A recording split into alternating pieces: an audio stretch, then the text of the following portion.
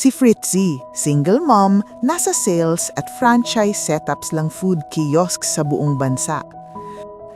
Pero buwan-buwan, nalilipat sa probinsya. We need you to head the expansion down in Mindanao starting next month. At wala siyang maiiwanan sa nag-iisang anak. Laging nag-aalala si Fritzy, paano ang pag-aaral ng anak kung palipat-lipat sila?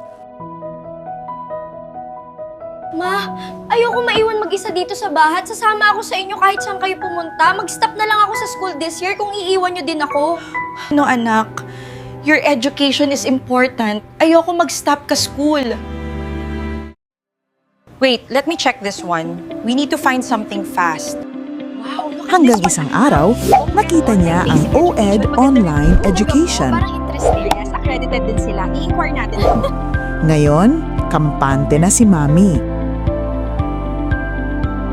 Kahit saan sila mapunta, may klase ang anak. Laptop at wifi lang.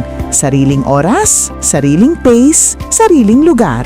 Anak, I'm just Sabi going ni outside Fritzy, for a while. napakalaking tulong ng OED, lalo sa solo parents na nare-reassign sa provinces, minsan pa abroad.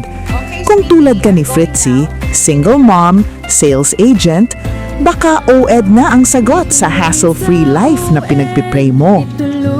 Basta Online Education, OED. Sa